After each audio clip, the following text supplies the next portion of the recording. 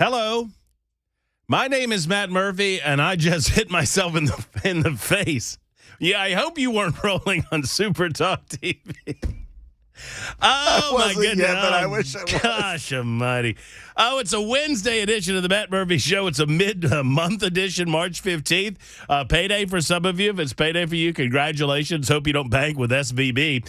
Supertalk 99.7 WTN. We're up and running on all the various platforms to include Talk TV. You can find us on Supertalk, Facebook Live, Twitter, Facebook Live. You know the drill.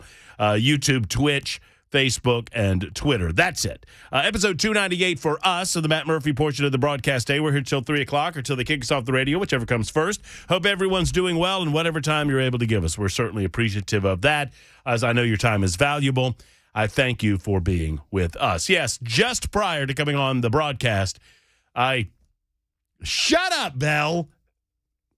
I'm sorry. I was hoping you didn't see it. The only reason I'm laughing so hard is I did that one time on when I was producing Dan's show. He started to say something to me, and I went to put my headphones on and just smashed him right in the face. I have these headphones, these Sony Pros, which are great, and they have kind of a snap to them. They fold up on themselves.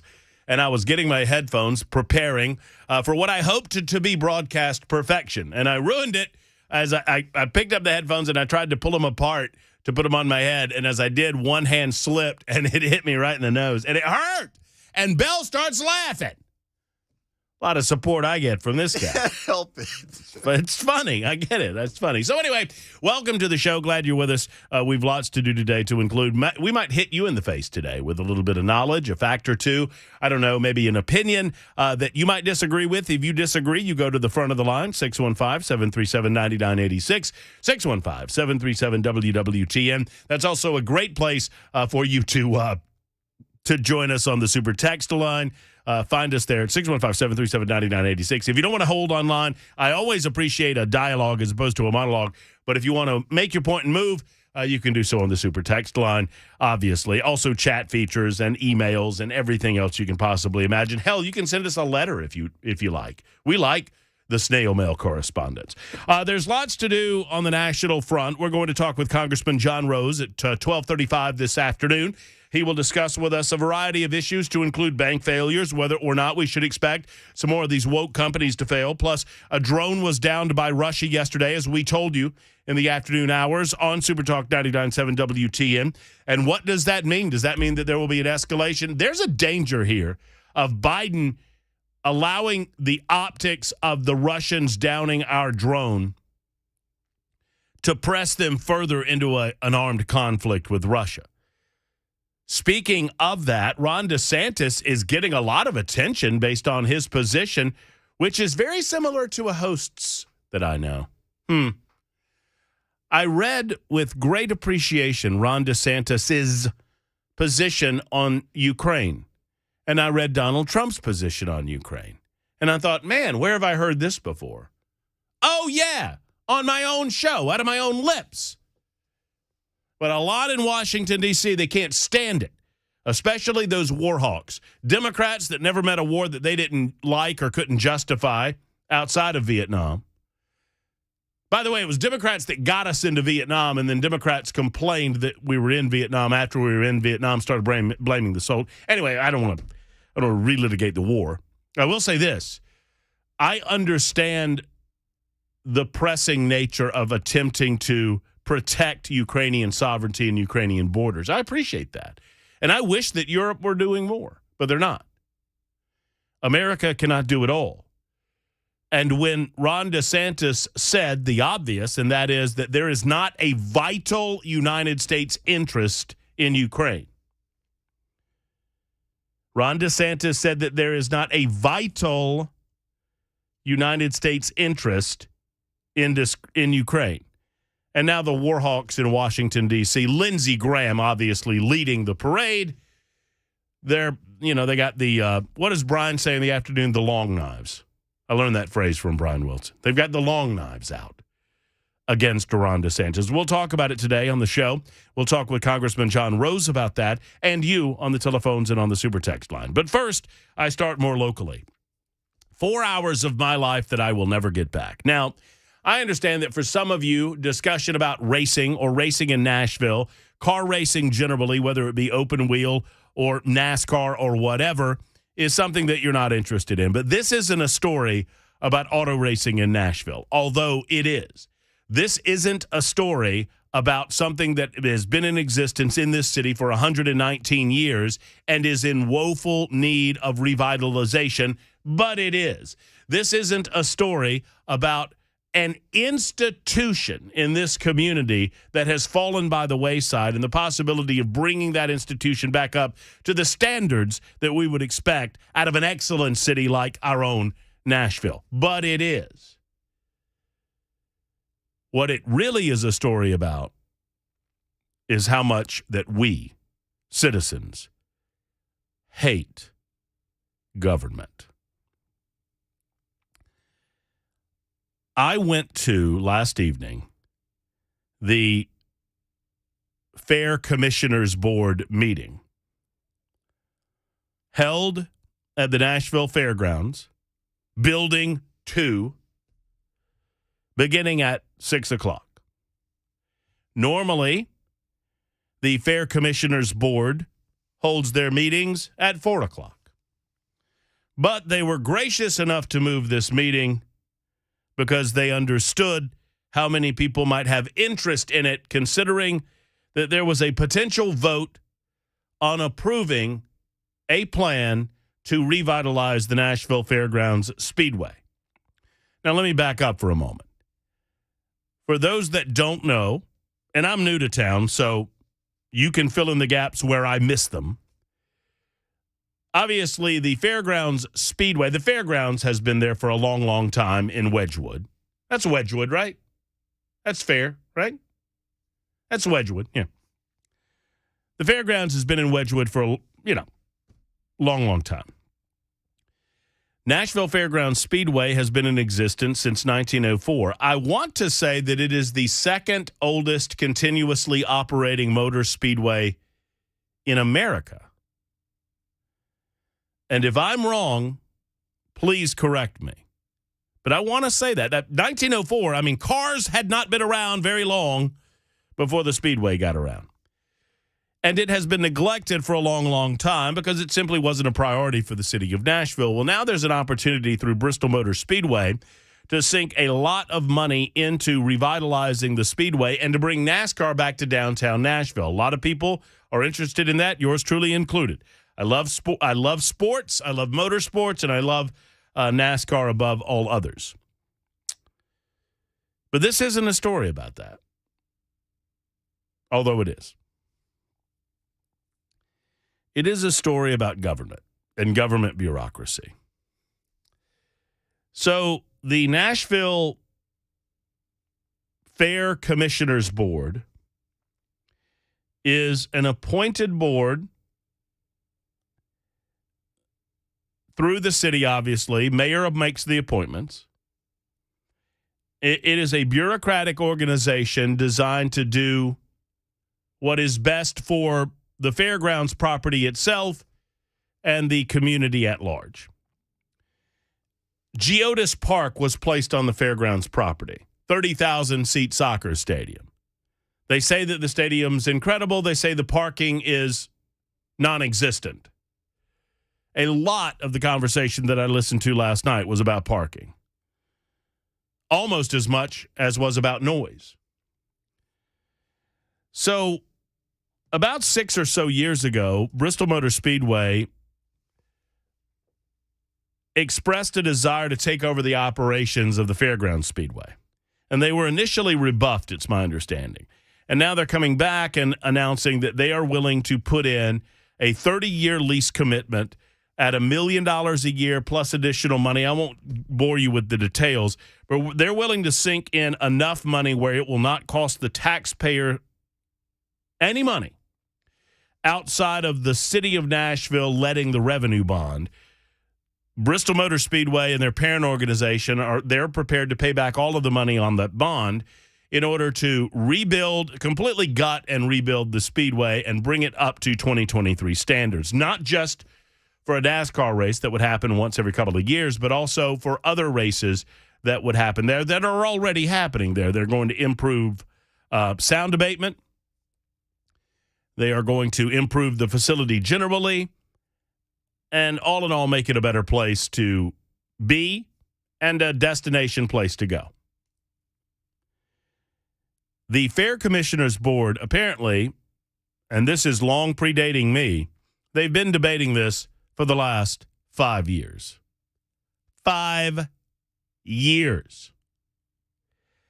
Now, the outcome for those of us who want to see good things come to Nashville, the outcome for those of us who like racing, the outcome for those of us who want to see a revitalization of that part of town, which I think will come with this, it's already happening. Don't get me wrong. The outcome was good. The vote was 3-2. Eventually, it passed. It will go to the full Metro Council. And the advocates for this type of thing, they have to start all over again. They have to herd cats and see if they've got enough votes to get it through council, convince enough people in council who aren't interested in this sort of activity that this is overall a good thing for the city. And it will actually help with sound and noise on the racetrack. For 9 out of the 10 dates annually, they will use that racetrack for motorsports events. But once again, that's not really the story. I don't know any of these people that are on the fair board. I could throw rocks and hit them, and I wouldn't know who I hit. But I know that for 4 hours, I sat. By the way, when this meeting was called to order at 6 o'clock, I guarantee you that every single member of that board, all 5 of them, knew exactly how they were going to vote. Especially this one fella who would not, he voted against the project and would not shut up about everything, about ADA requirements and noise abatement and noise pollution. They talked, he and the chairperson of the fair board talked for 30 minutes about the methodology used to ascertain decibel levels in and around the Speedway. Well, explain to me again the methodology used and how we selected the individuals that would be doing the testing of the decibel levels and exactly how you could start at a decibel level. It's my understanding that the decibel levels start at 3 as opposed to 0, and I'm a little confused. And then the chairperson, who is obviously well versed in a lot of this stuff, starts she says, well, the best way to explain it to you is with an analogy where, and this is like 3 hours into the meeting, by the way. The best way to explain it, if I talk to you like this, if I were to talk to you in this level, that's a certain, and then on and on and on they're going, just yapping, just talking, and through it all, there was an attitude that the people on the fair board had. And once again, I don't know the person who was the chair, but she on several occasions called it our meeting. There were a number of people in attendance against the expansion and revitalization of the Speedway. These were mostly neighbors who did not want, well, these are neighbors who don't want racing at the racetrack. I mean, let's just be honest. Because it isn't about noise abatement, because the noise is going to go down, not up. It isn't about sound. The sound's going to go down, not up. It isn't about parking. They already have the parking issues with Geodis Park. And although the construction will cause some disruption over the next couple of years, the parking issues will be alleviated by this project. They will not grow. All of that said, on and on and on it droned, and the people in the audience are just sitting there quietly waiting, anticipating a potential vote, and on it goes. And some of the folks in the audience would mildly react to what was going on amongst the commission. In other words, some commissioner would say something that sounded stupid, and the audience would kind of titter, or the audience would groan. And the chairperson of this bureaucratic board of Nashville, something that exists because of us, would wag her finger and tell the people. She actually threatened to clear the room at one point. If we have disruptions, I'll clear this room so we can have our meeting. And every time she said our meeting, and once again, maybe it's just me. Maybe I'm the guy that ought to calm down here. Every time she called it our meeting, I wanted to yell at her, it's not your meeting. It's our meeting. It occurred to me that this is an awesome example of how government bureaucrats think of themselves and think of you. It reminded me of a scene in Monty Python's The Meaning of Life. It's an early scene where a woman is about to give birth. If you've ever seen the movie, you'll know exactly what I'm talking about. So it starts with her by herself and her husband in a room, and she's about to give birth. And then the nurse comes in. Ooh, you're about to give birth. And then the doctor comes in. And then another nurse comes in. And then another doctor. And then the anesthesiologist. And then this other person comes in. And then another guy says, hey, we need that machine. You know, the one that goes bing. And so they go and they get the machine. And the machine goes bing. And eventually the room is so full. They're so crammed in there. They've got to get somebody out. And one of the doctors looks at the father and says, who are you? And he says, I'm the father. He goes, you need to leave. Only interested parties should be in here. And so he boats the father out. They're all a hubbub of activity. And none of them are paying attention to the mother. She's just lying there in bed, waiting. Well, why the hell are we all here? And that's what I wanted to yell at these people. You're here because of us. And you treat us like garbage, and you make us sit there and wait for 4.5 hours to vote on something that every single one of you knew how you were going to vote when you walked into the damn place to begin with. And yet, droning on and on endlessly.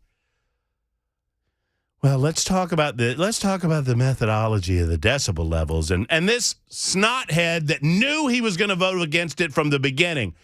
Well, what happens if we schedule a soccer match with the SC and a NASCAR race on the same day? And that's not going to happen. We're not going to do that. Yes, but what if we did? But we're not going to. But what if we did? I understand that it's an unlikely possibility, but what if it happened? What would we be obligated to split the parking proceeds? I want to choke this guy. In the end, 3-2 vote. And it also taught me a little something about why people hate government. Because if you were sitting there in that audience and that represented government to you, you didn't walk out there feeling good about it. I promise you that. It's 12:23 on Supertalk 99.7 WTN.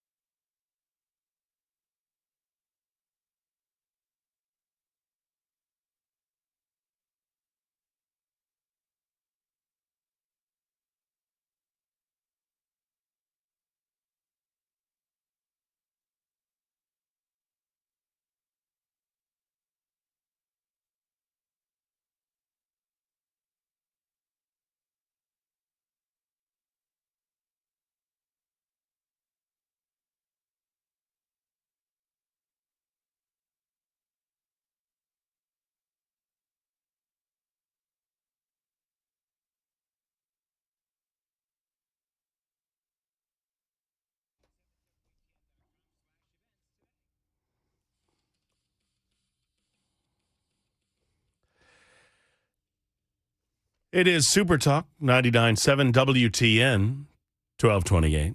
My name is Matt Murphy. I've been informed that I've reached my yell quota for the day.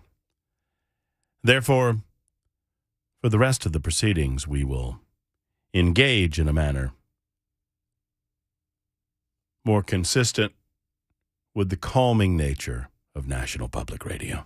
Serenity now! Serenity now! Hello, and welcome to All Things Belabored. I'm Matt Murphy. I have someone complaining about me on the super text line asking, well, one saying, why do you yell all the time? I don't. I talk very loudly, though. I don't try to. You produce a lot of decibel levels yelling all the time. That's true. I'm going to start calling you Archie Bunker. Thank you. These are all separate texts. Seriously, why do you have to yell all the time? It's not enjoyable to listen to. I don't imagine passion. I don't imagine it is. I don't know why anyone listens to this show. And then finally, you blow up decibel levels every day on the radio with your yelling. That's all the same person. And I said, sorry, please listen to the next segment. I'll try to calm down. And then I started reading. I started reading this guy's text, and he's like complaining to everybody that Michael's a narcissist. Dan repeats himself all the time. I yell all the time. And I noticed a pattern, and I took a gamble on this because I didn't see any criticisms of Brian in the afternoons. And I said, let me, just reading your text to the radio station, honest question, what about the station do you like? Because he's just complaining about all of us. And he wrote Brian Wilson. So I knew it. Was it Brian? And maybe it is. I don't know. I think Brian likes me. Dan, not so much, but I think he loves me. Look, I am as patient a guy. Well, no, I take that back. I don't like to lie to people. I'm not that very patient, but I watched and witnessed 4 hours. For those of you that have not experienced something like this in your lives, just do it, and you'll understand the inefficiencies of government. You'll understand why it wastes so much money and so much time and so much energy on nonsense. And that's what I saw. The vote turned out 3-2. It was toward the good. In other words, they have recommended the revitalization project in that area of town to the full Metro Council. Now it goes to the Metro Council. Well, they have to start all over again. So we'll keep you up to date on all of those things. Real quick, Larry, I don't have a lot of time, but I don't want you to hold, and I've got John Rose coming up. So you are next, buddy. What's on your mind? All right. Well, first of all, if you do yell, you yell to keep us from yelling. So you just keep on yelling. And you were so on point. First of all, these people were appointed by the mayor, okay, who has just destroyed Davidson County. It is our meeting. A lot of the original residents there, even on the flea market days, would stand in their yards with signs saying, "Here, park in my yard for $10," and their yards would be full. Well, the people that are complaining are the people that move next to a damn racetrack. Well, that's right. And it was pretty obvious for those no's in the audience. And look, I get it, but they're the ones that moved next to the racetrack, right? And Larry, I'm sorry I have to do this, but I have to suspend the call because I got to move on to get to John Rose. But really quickly, I will say, the racetrack started in 1904. Everyone who lives near the racetrack knew that they were moving near a racetrack. The people that are complaining about noise, they shouldn't complain about the revitalization project because the noise is going to get better. The sound abatement is going to improve, not be decreased. The only time the noise will get louder and the crowds will get louder or bigger is on those weekends where a NASCAR race comes to town. That's one every 2 years. So it wasn't about noise and it wasn't about this project. They don't want racing in their community. They just want to disband it. Well, that's not for the good of the community on the whole. And thankfully, the Fair Board commissioners understood that. It's 12:32 on Super Talk.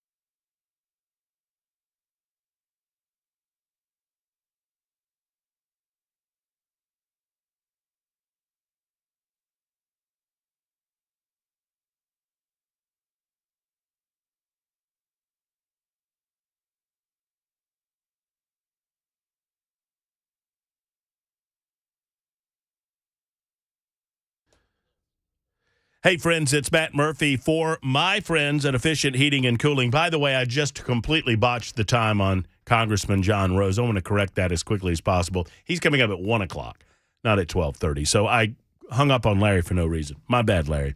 Let's talk about your heating and your cooling, more importantly. This time of year, you need to get a maintenance check scheduled for Jeff Eddy and Efficient Heating and Cooling. Why Jeff Eddy? He is the most trustworthy individual that I've met in this industry. There are a lot of different heating and air conditioning companies, and I understand that it can get confusing, but know this. I'm telling you that Jeff Eddy is going to be truthful with you when it comes to how long he can give you, how much life he can give you out of your AC. He'll come out. He'll never charge you more than $125 on a residential call. Oftentimes, it's going to be less than that. But he puts it at that $125 because some homes have 3 or 4 or even 5 units. He will never charge you more than $125 to maintenance a residence. When he does so, he will check it out. Now, it's natural that you don't want to be upsold, but it's also natural that Jeff Eddy will tell you if there are issues involving your AC. He'll tell you, he's not trying to upsell you, but he will tell you how much life you have, how much you can get out of that unit, and when it might need to be replaced. And when it has to be replaced, they have free financing available to you. Ask them about it. They're also a diamond contractor with Mitsubishi Electric and an elite pro partner with Rheem. Here's the number, 615-784-4424, 784-4424, or efficienthvac.net.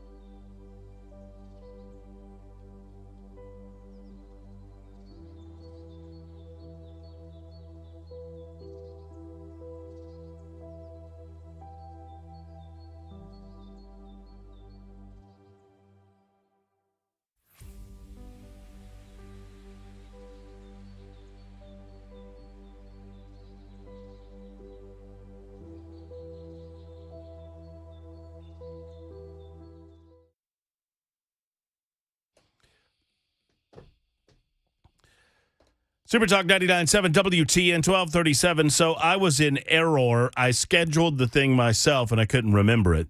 Congressman John Rose at 1:05 this afternoon.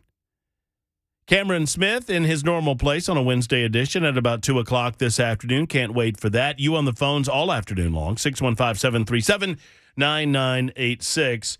By the way, people say that they cannot see my sign. Look.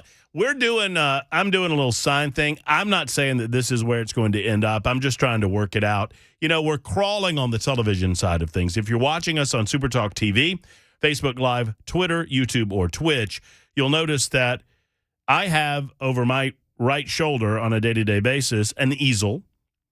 And on my easel, I have a whiteboard. And on my whiteboard, I have something that may or may not pertain to the daily proceedings of the show.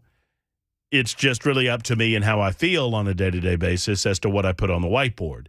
Yesterday, it was one of my favorite quotes. It was actually I shrunk it a little bit. But the quote was from Mark Twain, who said, and it takes a minute to understand this quote.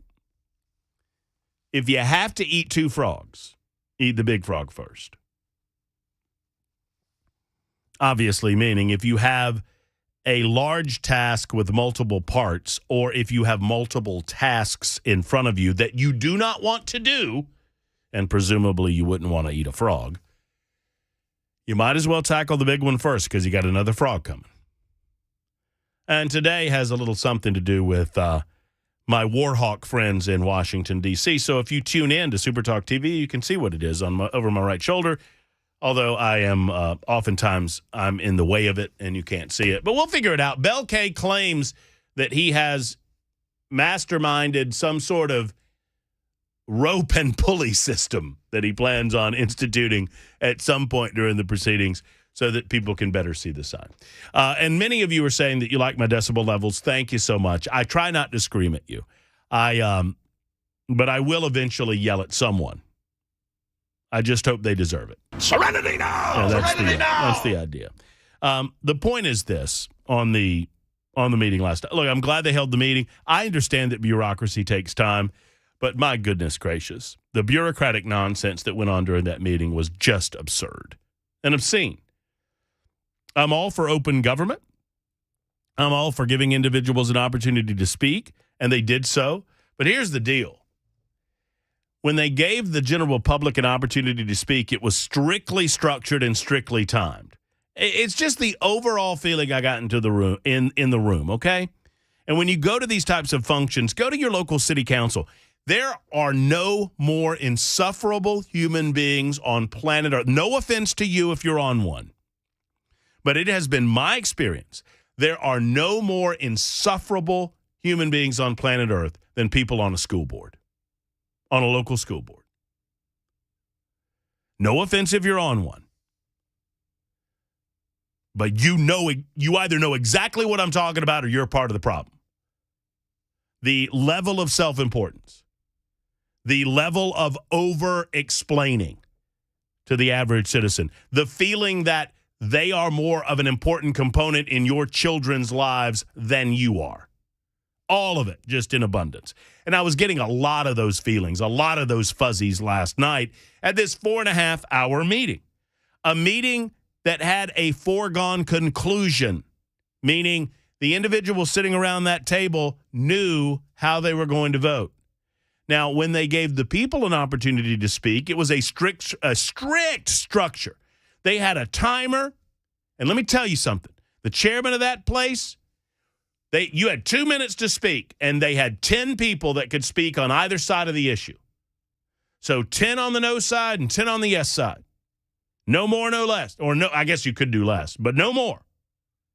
And you had 2 minutes. And if you couldn't get it out in 2 minutes, you were out. I mean, and I'm talking right, I was doing timing myself. I'm talking right at 2 minutes. Thank you. And I thought, man, oh man, at the time, this was at the beginning of the meeting. And at the time, I'm thinking, wow, this chairperson is going boom, boom, boom. She's trying to get out of here. She's got things to do, places to be, and people to see. Oh, no. No, they just wanted to hear themselves talk. And talk they did. On and on and on and on. Much like I'm doing today. Go to your local school board, though. Go to your city council. Go to something like a Fair Board Commissioners meeting, and you will see what grinds my gears. Government bureaucrats. The bureaucrat industrial complex at work right here in Nashville. But I will say this. It worked in the favor of the citizenry, at least of those that I have talked to, that want something like this. Even those that aren't interested in auto racing understand that this could improve and revitalize the portions of that community that have yet to be revitalized. The Wedgwood community is not exactly, I mean, it's up and coming, I guess. I guess it's flipping. I guess it's gentrification. It's in the midst of that. So 3-2 vote and why citizens hate government. 4.5 hours of my life I'll never get back. Okay, so Joe Biden has not spoken directly, not to my knowledge, about the drone being shot down over international waters. Not shot down, pardon me, brought down over international waters by the Russians. But more broadly, Florida Governor Ron DeSantis, in what many believe is a expected GOP presidential bid in 2024, said earlier this week that continued support from the United States for Ukraine as it defends itself from Russia's invasion is not a, quote, vital national interest. DeSantis, amongst others, was answering questions. As we talked about this yesterday, Tucker Carlson presented like 6 questions regarding Ukraine to each potential Republican presidential candidate. I think he included Donald Trump. Donald Trump answered. Mike Pence, Ron DeSantis, Nikki Haley, who chose not to answer his questions for some reason or another. Vivek Ramaswamy, who has announced his presidential bid. He's a business owner, whom we're endeavoring to get on the show too, by the way. And Ron DeSantis had criticized what he called the blank check policy for the United States of America when it came to Ukraine. And most rational people understand that we cannot continue to send money and arms to Ukraine without a stated purpose, and our purpose is not crystal clear. I don't know how you feel about it, but if we could somehow negotiate a peace by which the Russians are extracted from the Ukrainian borders as they existed, 2 years ago. Not talking about Crimea, but a couple of years ago. Is that the settlement that we would like to see? Is that the peace that we would like to see? I don't fully understand, and I've talked to many of you, and I know that some of you feel this way. I don't quite understand those that tell me that we better take this battle on as the United States of America because if we don't fight them now, we're going to have to fight them down the road. Really? Honest question. Do you believe that war with Russia is inevitable? I mean, I guess if you do, no time like the present. I mean, our military's only getting woker, sadly, because of leadership, not because of the rank and file. And if that is the case, I suppose we may as well take on Russia now. Good a time as any, outside of the fact that it would be naturally a nuclear conflict. And outside of the fact that we do not have a commander-in-chief that seems to have a grasp on how to walk through a door, much less how to engage our military leadership to victory. And Ron DeSantis has said as much in regard to what our national interests are and where the Ukrainian people fall in this spectrum. Do you agree with Lindsey Graham that now is the time to engage? Now is the time to get into it? Lindsey Graham doesn't seem to ever meet a war he doesn't like. Well, if we don't fight them there, we're going to have to fight them here at home, Murph, I'm told. How has that worked out for us in the last 60 years? I mean, no offense to the brave men, primarily men at that time, that served in the Vietnam theater, but the politicians were always going to lose that war. It was always a political conflict. And it wasn't a war, I get it. You don't have to write me and tell me. I know that it wasn't declared. I got it. The politicians were always going to screw that. And there was never a clear objective there either. Or at least the objectives continued to shift and change. And, oh, by the way, I've made the comparison many times. We slow-walked ourselves into South Vietnam in the same way that we seem to be doing in Ukraine. First, it's money. Then it's a declaration that we're never going to do this. LBJ said we're not going to send American boys to do what Asian boys ought to do. Paraphrase. Meanwhile, he's pushing money and pushing arms in that direction, and eventually you got to train them how to use them, and eventually it becomes easier just to use them yourselves and let them watch, and before you know it, we've got hundreds of men dying on a day-to-day basis, and many are scratching our heads wondering, wait a minute, what was exactly the purpose here? Oh, it was to stop the scourge of communism. How did that work?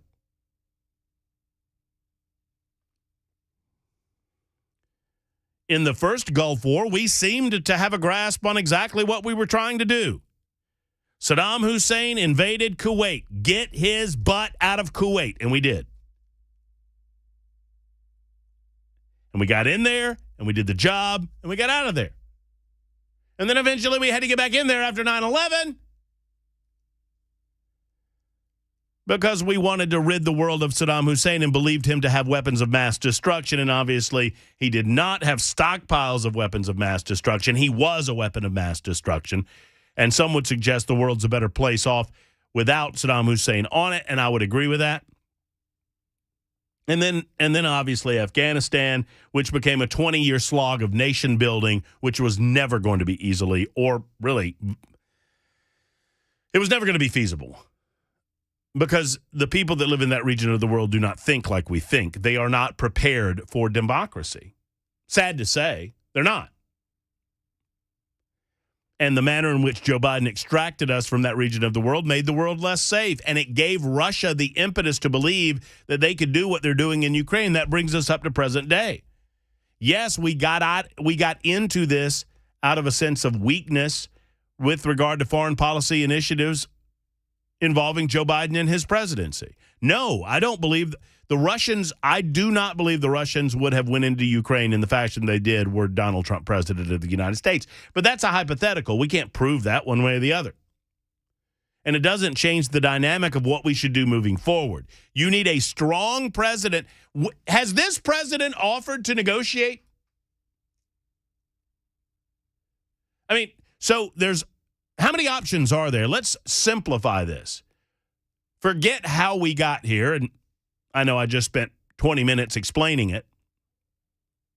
What are our options right now?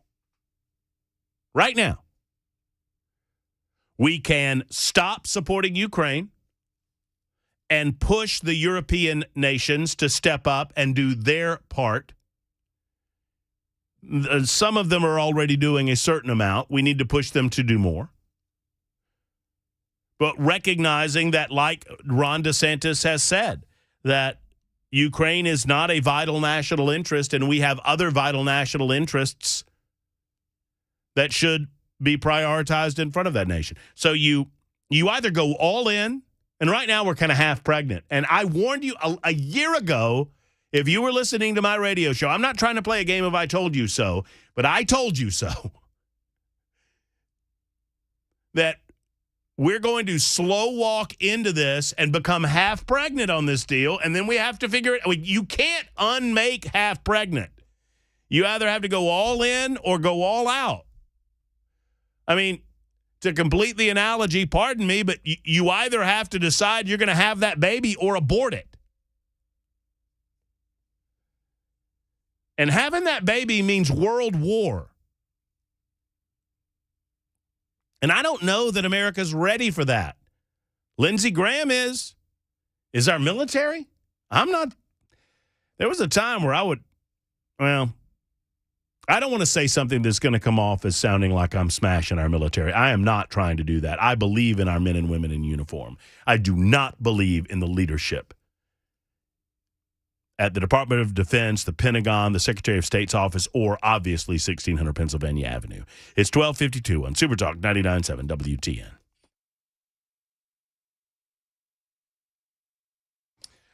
I believe in this. The Tennessee Men's Clinic, been around for a long time. They were the originators in men's-specific therapy, particularly for your testosterone issues that you might be going through, guys.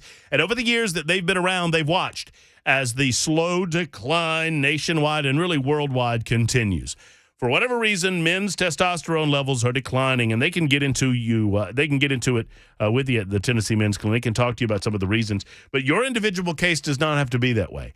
All you need to do is call the Tennessee Men's Clinic today and find out what they can do for you in terms of an appointment. They'll set you down, and for less than $100, they'll give you a complete blood sample. They'll test things like your prostate through the testing that they do, blood work wise, to see if you're an early indicator of some prostate issues, and they'll also test that testosterone amongst other things.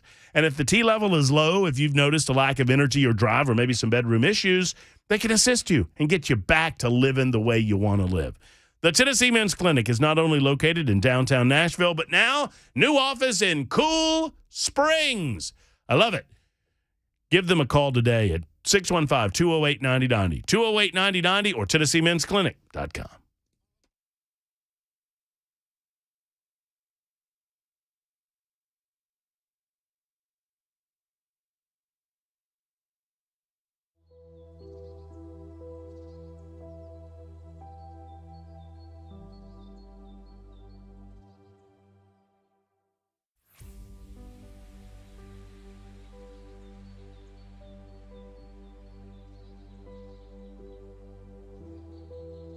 Hi, I'm Paul Winkler. Have you ever thought about why we invest in the stock market?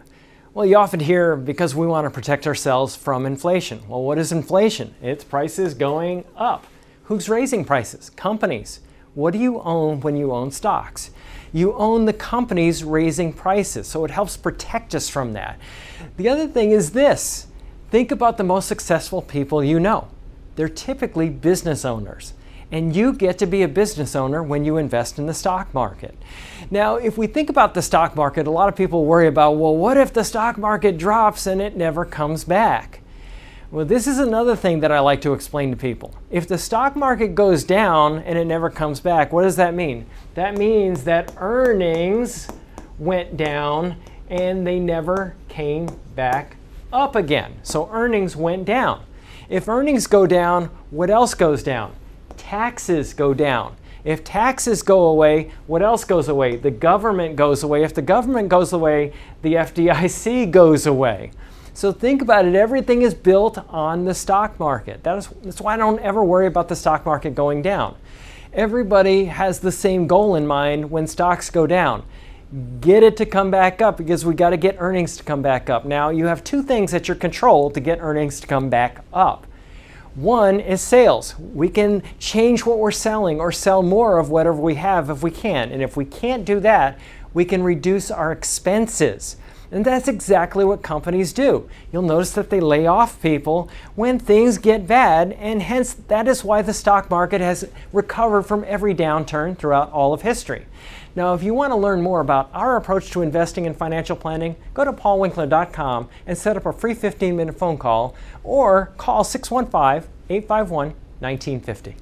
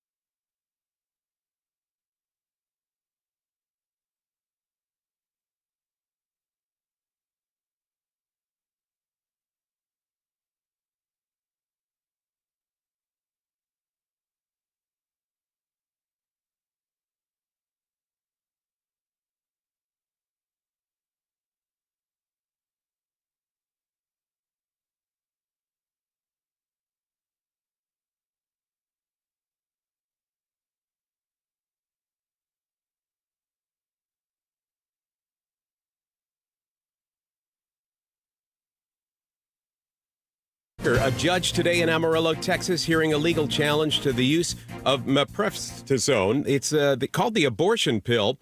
The conservative plaintiffs argue that the FDA's approval of the drug 23 years ago overstepped its authority. That means that doctors in any state, even in states where abortion is legal, would not be able to prescribe this drug no matter what. That's a big deal in that it's taking states like Oregon, Washington, New York. These are states that have really acted to shore up protection to abortion access. And this would be a judge looking at them and saying, okay, but you can't use medication abortion. You're going to have to only do surgical abortions in your state. ABC senior national policy reporter Ann Flaherty in Washington, an aviation summit hosted by the FAA. Using a spate of recent close calls involving U.S. passenger planes as warning signs, the industry meeting in Washington to talk about how the U.S. aviation system is doing and what could be done to improve safety. Among those attending, Transportation Secretary Pete Buttigieg. More mistakes than usual are happening across the system, on runways, at gates when planes are pushing back, in control towers, and on flight decks. Members of the NTSB testified that they have suggested safety improvements for years that have not been implemented. Alex Stone, ABC News. Global markets sent lower following two big bank failures in less than a week. Senator Elizabeth Warren says that a rollback of some Dodd-Frank regulations in 2018 brought us here. If there'd been appropriate regulation, that mismanagement would have been caught before it blew those banks up and before the government was forced to intervene and back up all of the depositors. That U.S. drone downed in the Black Sea because of a Russian pilot's reckless flying. That from Defense Secretary Lloyd Austin. This hazardous episode is a part of a pattern of aggressive and risky and unsafe actions by Russian pilots in international airspace. You're listening to ABC News.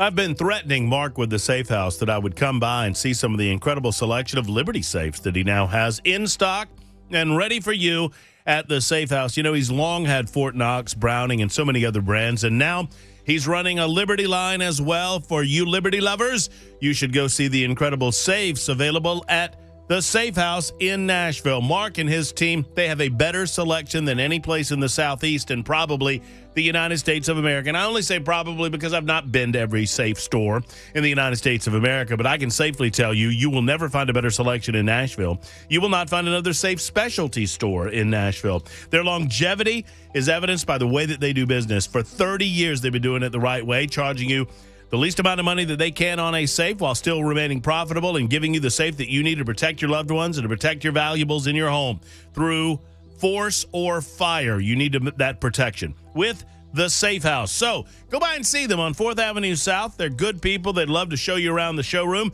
or go online to NashvilleSafehouse.com. Tell them Matt Murphy sent you to NashvilleSafehouse.com.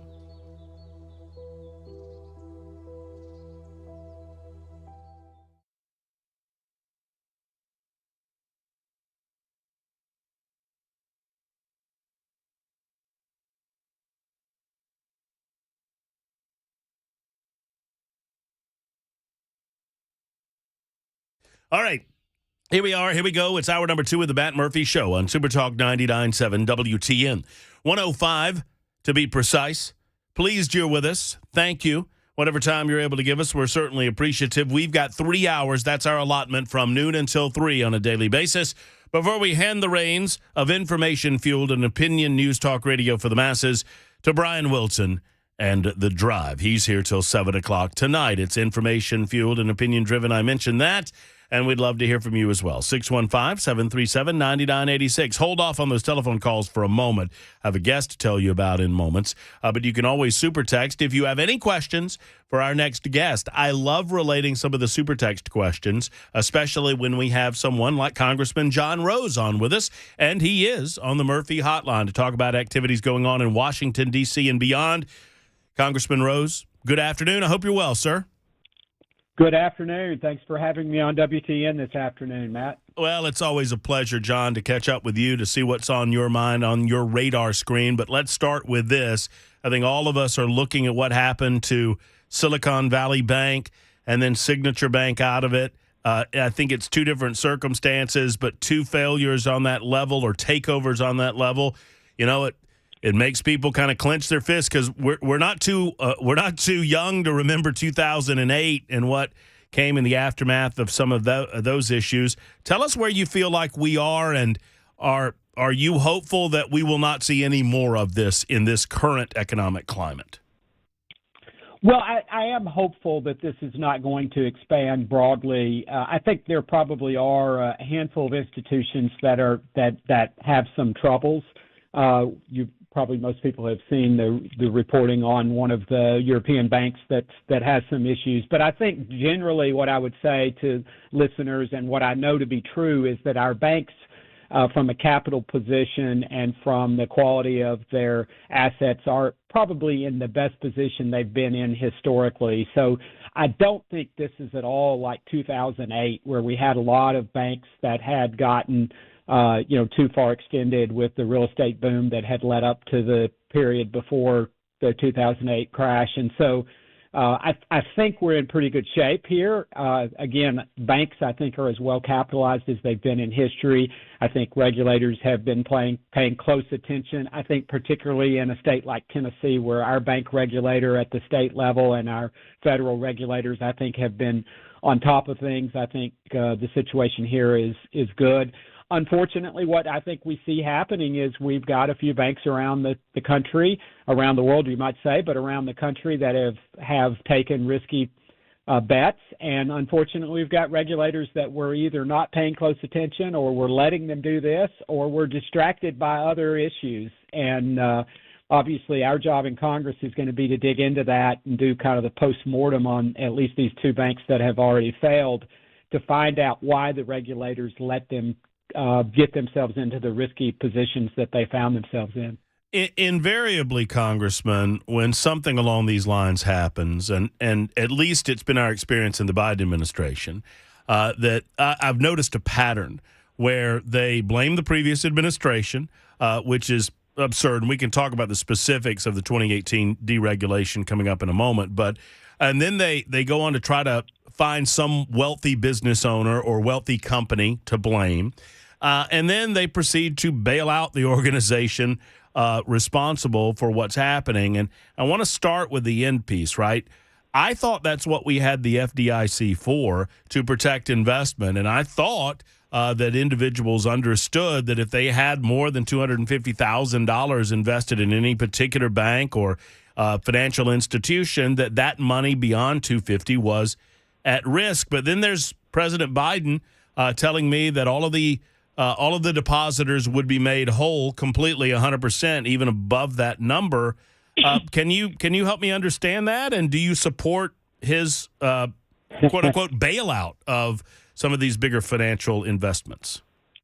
Well, so it is a bit of a conundrum. So on the one hand, we have FDIC insurance that covers depositors up to $250,000.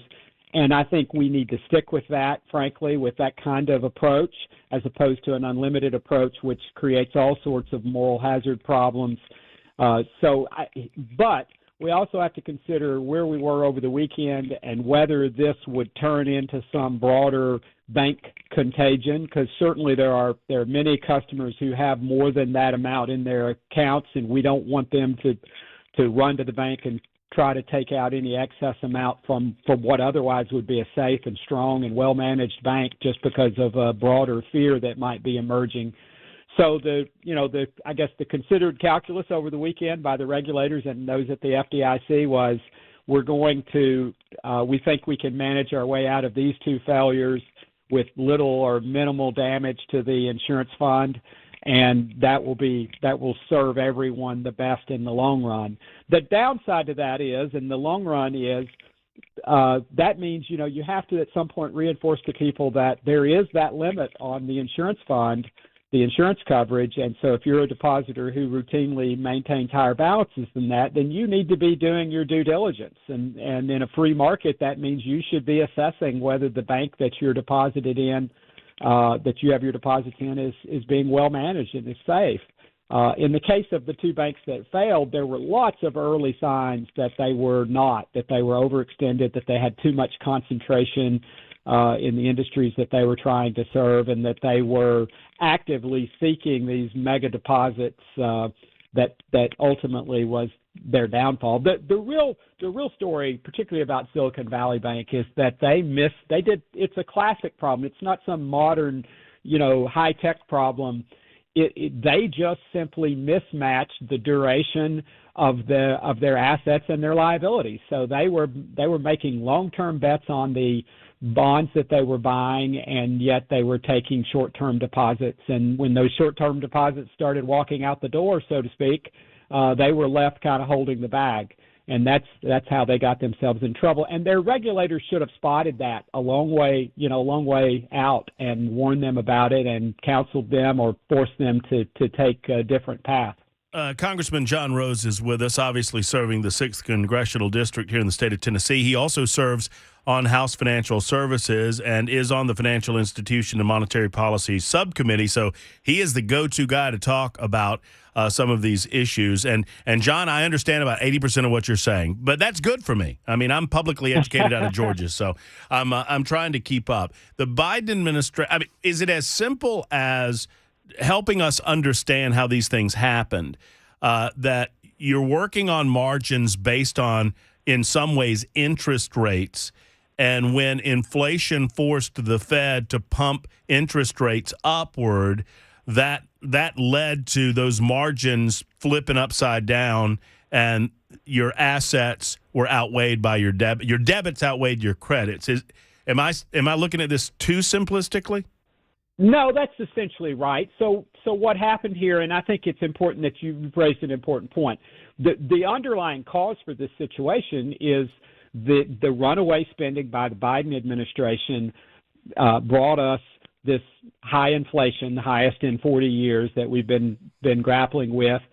In turn, that led the Federal Reserve to raise interest rates at one of the quickest paces in American history, running up rates, from near zero to 4.5% to 4.75% just in the last year.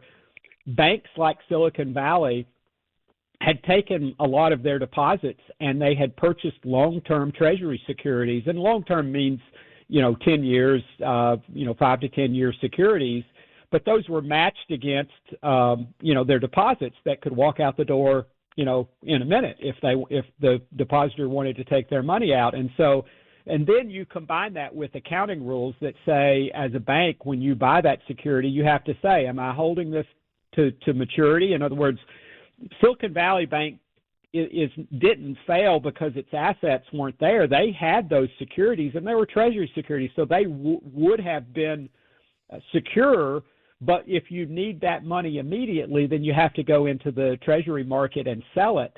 And the moment you sell it, it's underwater now because interest rates have gone up dramatically. That's what happened to them. And then the accounting rules forced them to realize that loss. And so in short order, they wiped out all of the capital of the bank as their depositors made a run on that bank. And so thankfully, most banks are not in that situation. In fact, the overwhelming majority of banks don't have that problem, at least not in the same severe way that Silicon Valley Bank had it. Simultaneous to, they're explaining to us or trying to explain to us what happened without taking responsibility for it. The Biden administration explained to us early on in this process, these deregulations that occurred during the Trump administration in 2018, that's what led to all of this. They stripped Dodd-Frank of its power. Even Barney Frank came out and said that's ridiculous. It's not true. It wasn't a regulation issue.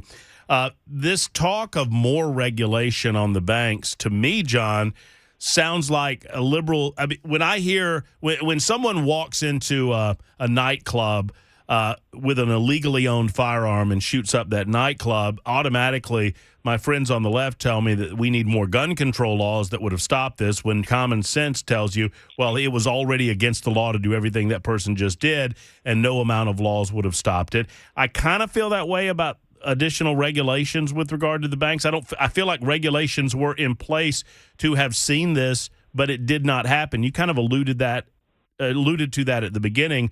We need to look at the regulators and why they didn't flag this, do we not?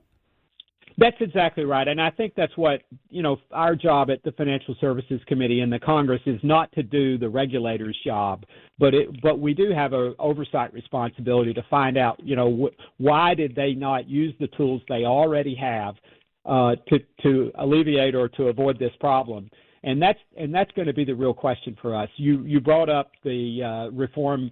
The reform in 2018 that made some adjustments to Dodd-Frank. I think every serious commentator or an analyst would say that had nothing to do with this. I think that is just a purely political move by the president to try to throw shade toward that regulatory reform, which was bipartisan, by the way, from its inception. And as you've already pointed out, Barney Frank, who was a board member of Signature Bank, by the way, and so it's a remarkable recognition on his part that those banking regulation changes didn't have anything to do with the failure of the bank that he served on the board of.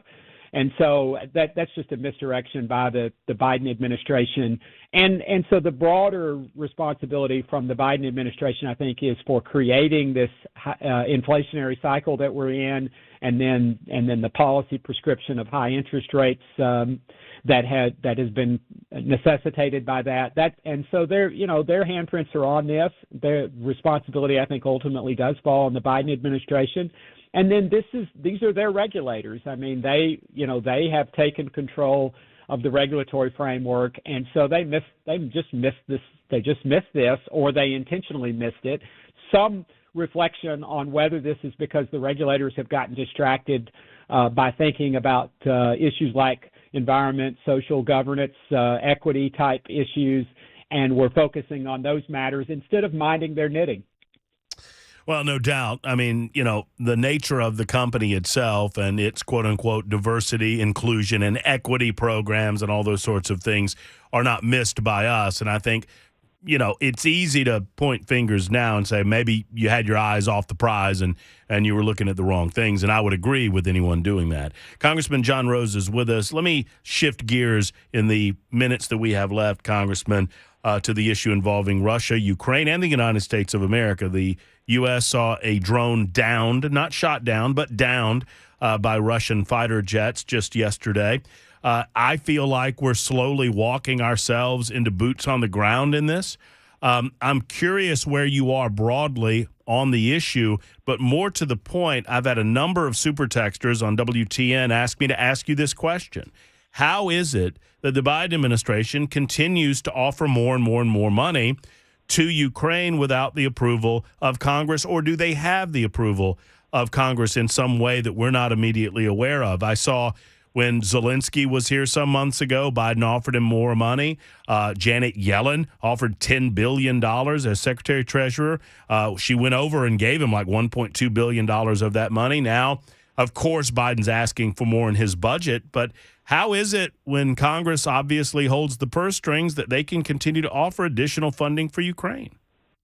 Well, so what you see is the president just kind of doling out the money that's already been authorized in small chunks and then taking credit for that as though that's a major step on his part. So unfortunately, and I voted against the last of these, the last 2 or 3, I think, of the authorizations for further funding for Ukraine. But Congress has already authorized over $115 billion in both military and economic aid to Ukraine. And so the president is just making announcements that are within that already existing authority. So that's what you see happening. And I think there's a serious question about that. Obviously, I'm torn, as I think many Americans are. You want to see, and certainly we've all been heartened by seeing the Ukrainians step up and defend their country. And so we want to provide them with support. I happen to agree with the 45th President, Trump, that we should be asking the Europeans to do their share of this. And we aren't. They have contributed, but not nearly at the level that the American taxpayer has. And so that's something the president should be working on, in my view, is to make sure that the Europeans who stand, directly to benefit from keeping Ukraine as a sovereign nation and defending them, and so and by contrast, they would be harmed if Russia is able to succeed here. And so they haven't done their part, in my view. I think it's a serious question you raised at the beginning of this about whether we're inching toward boots on the ground. I hope not. I don't think we should go there.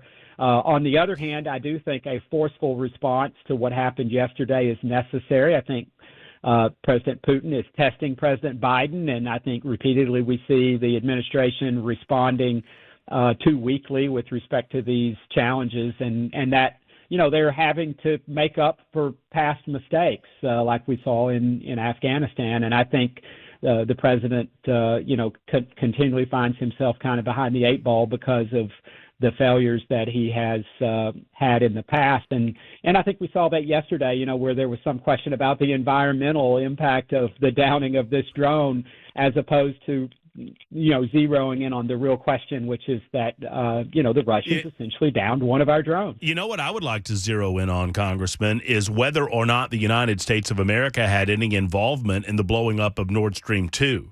Because originally we were told that Russia blew up their own. Now information's coming from Europe that it was a Ukrainian ally that assisted in the blowing up of that pipeline. I don't think we have answers on that. And you want to talk about environmental disasters. I mean, obviously that was one. And the Biden administration proclaimed that they would do something to Nord Stream 2 should the Russians invade Ukraine. They did. Nord Stream 2 gets blown up, and there are more questions than answers in that regard. I do want, in the moment or two that we have left, to ask you pointedly, because certain presidential candidates are being asked these questions. I don't know if you saw the list of questions coming from Tucker Carlson. I think it was a very good one. Is Ukraine in America's vital national interest? And why is some agent of the United States not attempting to get the parties? If our purpose is peace, why are we not sitting down or trying to encourage the two parties to sit down at a table of negotiation and figure out if we can accomplish said peace? Well, excellent questions. And I think the way I would answer it is that Russian aggression in Europe is in our national interest, to deter that, to make sure that we don't have a recurrence of problems that we've seen in Europe in the last century. So that makes it in our interest. Is Ukraine narrowly in our interest? I think that's a harder question to answer. But I think we would rather, see the Ukrainians be successful and deter further Russian aggression. I think that could have been done less expensively. I think that could have been done more proactively. And certainly to the extent that how other countries like China are viewing what happens with Russia and Ukraine, I think that raises the stakes for us to make sure that this aggression is not rewarded. And so that would be my answer. I think we find ourselves in a bit of an international intrigue here where unfortunately, when you project weakness, then you have to project strength and at great cost later to make up for that. And that's what we're doing in Ukraine, it seems to me. I mean, but at some point, I won't say either we engage or we have to help engage negotiations, right? I mean, I don't understand how this ends. I don't believe that necessarily the Ukrainians have the ability to push them back fully out of that country. Maybe I'm wrong. But at some point, some nation needs to step up and attempt to broker a peace. Do they not? Yes, and I think probably what's happening, and I'm not involved directly with this, so I'm just surmising based on my observations. But I think that the perception is that the status of the conflict and the territory held is not where it's ideal at this point for either side to come to the negotiating table in a serious way. Right. And so I think there's going to be a little bit more jockeying for territory. When it seems that they've reached kind of a stalemate, then I think that's when each of the sides think that it's behooves them to come to the table, I think that's when you'll see an opportunity for a negotiated peace. All right, finally, before we say goodbye, John, I don't know if you're a basketball guy or not. If you are, who you got in the tournament? I am not really. Obviously, hope to see our home state teams do well. I am a Purdue alum, so follow them a little bit, but I'm not filling out a bracket, if that's what you're asking. That's the only way I watch, if I fill out a bracket. That's what keeps me glued to the TV. I don't know why, but it's that level of competition ratchets up when you got $10 in the game. John, thanks a lot for the time. Always a pleasure to talk with you, and we'll do it again very soon. Thank you, Matt. It's a pleasure to be on the show today. Thanks for having me on WTN. And it's a pleasure to represent the people of the 6th District, and I appreciate that opportunity. Well, you do a great job at it. Congressman John Rose joining us from the 6th District. I guess he's talking from Washington, D.C., but representing the 6th Congressional District. Back in a moment on Supertalk.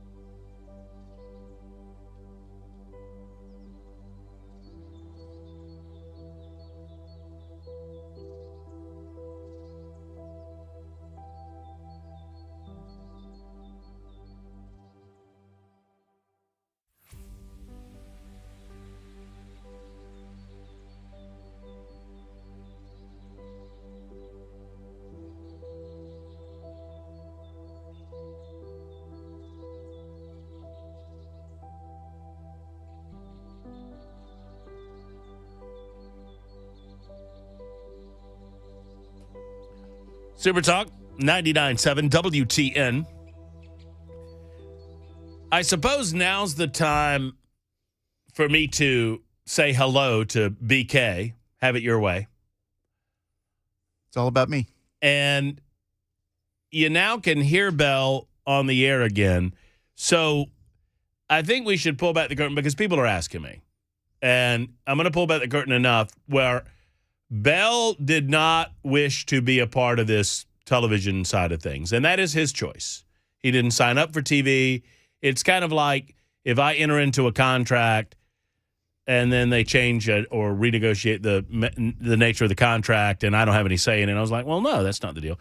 So Bell was not interested in being on the television side of things. So for a while you were not on the radio side of things, but now you're back on the radio side of things, and we're going to figure out something to do creatively on the TV side of things to replace what is most certainly your ugly mug. I mean, I think that's fair. I think you're downplaying the courtesy I'm doing to the audience by not having them look at me.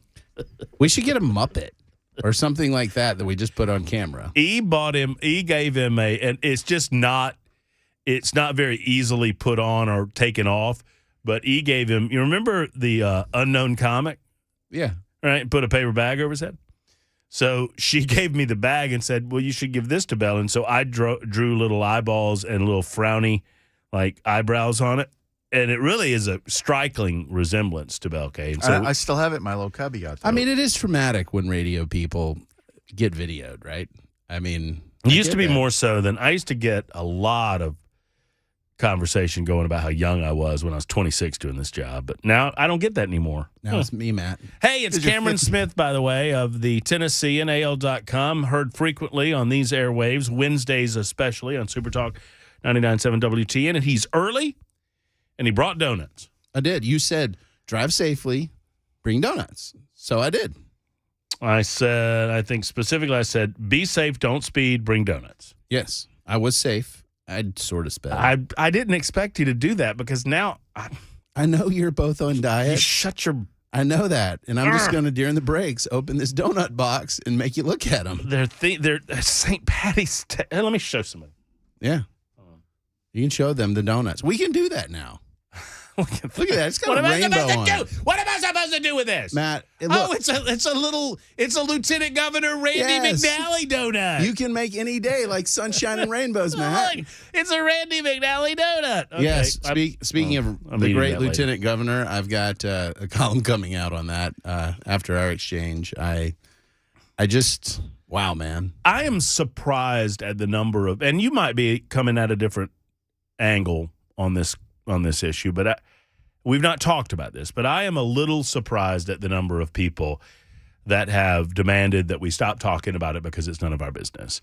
To which I say, this was his official Instagram account. Like, I can still access it. I think it's private to people now who try to access it, which I think is a problem. I don't think that's legal, but he was like, hey, ribbon cutting, or hey, the Lieutenant Governor's office was proud to be a part of this thing or that thing. He was using it in his official capacity and also hitting up young gay boys. Yeah, that. And so, honestly, I was not going to write about it at all. I'm like, oh, good brother. Until he clarified that he's taking time off to get counsel on how to use social media. What? Because here's the deal. I think he's a good man. Like, by all accounts, from his peers and from his constituents, seems like he's a good guy. However, and I'm going to say this intentionally, when you lie to us with your explanation, which defies all logic, we have to believe he is so senile that he does not understand common modes of conversation. Either it's that, and he shouldn't be anywhere near elected office, or he's not exactly telling the truth. And I looked at the sort of tail of the tape, if you will, and when there's a young man's booty with underwear kind of wedged up there, and it's heart, heart, heart, fire, fire, fire. Fire, fire, fire. You're telling me, I'm just trying to be encouraging and engaging. Well, really? We talked about it last week, and we're not going to belabor it today, but there's much more, frankly, important things to talk about. But he answered the question when asked, what were you thinking? What were you doing? if not trolling young gay men, which is the presumption in the question, what were you doing? And he said, I was just trying to encourage them. And I'm not telling Phil Williams how to do his job. He's been around for a minute. Some hate him, some love him. But my follow-up would be, encourage them to do what? Like, you're writing to young, naked, gay males, and you're saying you were trying to be encouraging. What were you trying to encourage? Imagine I do this. Let's put it in a different context. I'm at the neighborhood pool with my wife, and then a scantily clad young woman comes by, and I say, man, you could turn the rainbows and sunshine, any rainy day, and rainbows and sunshine. And I whistle at her or something like that. You're going to get destroyed. Justina's going to wreck me, right? Destroy Why? And then if I said, I'm trying to encourage and engage our neighbors, then she would laugh at me like, are you insane? And yet, this is what Randy McNally is saying. I need you to believe me that I was just trying to encourage, but it was literally all the scantily clad images, and it's clearly you're engaging because you like that's it. right. So what he would have to do at that point, and I know that half of the audience is like, you like Randy McNally, and you don't like talking about this because you like Randy McNally. Sure. That is the bottom line. If you're saying this is not important, it is important. He's the face. He's one of the faces of Tennessee. Yep. And he's using his official government. So it's the Nixon doctrine, right? It's not what happened. It's what you did to try to cover up what happened that makes it worse and gets you in trouble. So if you're telling me you were just trying to encourage, okay, we have an example of you encouraging this naked young gay male. Yeah. Show me an example from 6 months ago of you encouraging a middle-aged Tennessee woman. Show me an example of you encouraging, an older, straight Tennessee male on Instagram. Show me other examples that don't have to do with young gay men and sex to show that you're encouraging. And maybe it's just the gay community. So here's the thing: is we need, and this is why I do think it's an issue, is that I'm not here to hammer Randy McNally on his personal issues. That's real. It's human, right? It's complicated. I actually believe that he's pro-family. I actually believe a lot of the stuff he says. I also believe he's not anti-gay. I think, though, what we have here is, hey, there's an affinity here that I don't want to acknowledge because it's inconvenient for my political narrative. We actually need leaders that have personal failures or complications that own them and say, hey, I get it, and that probably wasn't the best use of my official channel, but, I found that young man attractive. Okay. It actually, one of the positives that came out of this, and if Randy McNally wrote this, kudos to him. If a member of his staff wrote it, kudos to them. Whoever noted that you can be conservative doesn't equal anti-gay. Amen. That is a great point, and I think if it were not bathed in what many believe to be subterfuge, at least lies at worst, then the point would be better taken. But it is well taken by me that you can be conservative and not be anti-gay. You can love gay people and still believe that, certain laws should not apply to homosexuals. I mean, you know what I'm saying. Well, and it's also weird because the left pounce on this. Was like, see, hypocrisy. Well, I think it's entirely possible for a gay male to look at some of these shows and things in front of children and say, I don't support that, right? I know gay people that say, no, this is, I've had people reach out to me that were drag performers. Right. And said, I would never want a kid at my drag show. It is bathed in double entendre and sexual innuendo and all of these other things. Right. And so I think that's the reality that we need to engage, as opposed to this gotcha ball that's like, well, all people that are LGBTQ plus think all the same way, and all Republicans think all the same way. No, we don't. It's okay. But we need to be authentic about that. I'm so proud of myself, Bell, that I've engaged. This has been a substantial conversation. I mean, good red meat for the listening audience. And I've yet to take a bite of this donut. It's been staring at me the entire time. I'm excited about it. I'm very excited. Rainbows and sunshine right there. So what are your why don't you go ahead and, for you on TV, this is just for you. Why don't you go ahead and give us your broad thoughts on Ukraine? What's in that donut? Oh. What's in that donut? I don't know. It's not LCC 50 approved. I Turn it around to the camera so I can see. Oh, that's Creamfield. That's Creamfield. Yes, I prefer Boston cream. Me too. Yeah. Oh, by the way, did I mention that there's I'm so sorry custard-filled donut in the box? I hate you, man. I'm just saying, Bell. Not eating it.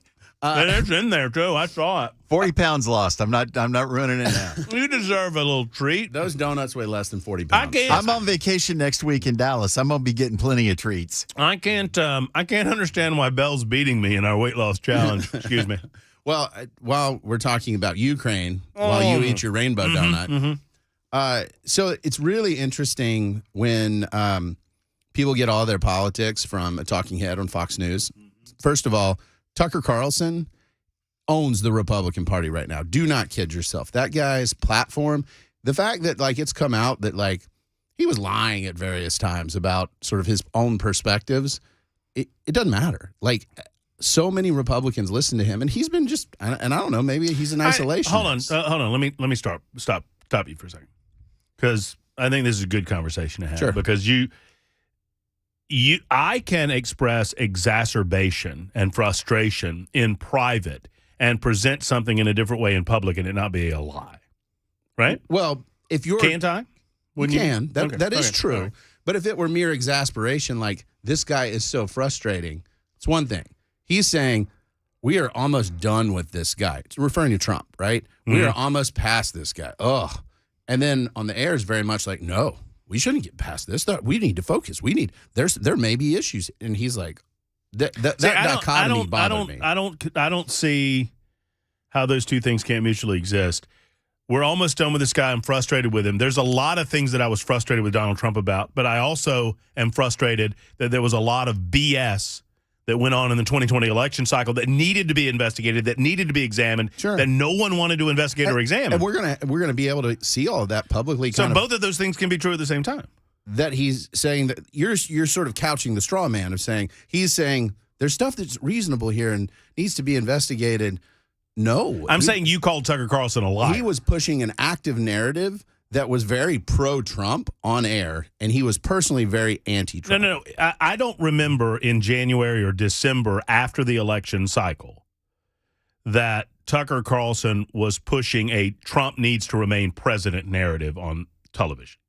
Maybe I need to go back and look at it. Yeah, I would go back and check. Because I don't remember Tucker Carlson ever saying that we need to relitigate the election or we need to I don't remember any of that. So he said it wasn't a stolen election. Right. So Tucker Carlson, after January, basically said, we need to look at stuff, but he never said that this was a stolen election? Really? I don't remember Tucker Carlson ever saying that the election was stolen through voter fraud. I'd have to go back and check. My point is, that was very much my perception. If I'm wrong there, I'll own that. No. And don't get me wrong. Tucker Carlson, I think rightly so, and I'm a Tucker fan in the interest of disclosure, but Tucker rightly stated there are so many issues that need to be investigated nationwide. He could fully understand, and I can fully understand, why there are people in America that would tell you that this election was stolen. Yeah, and that's ultimately what that case is litigating, right? Not the Dominion.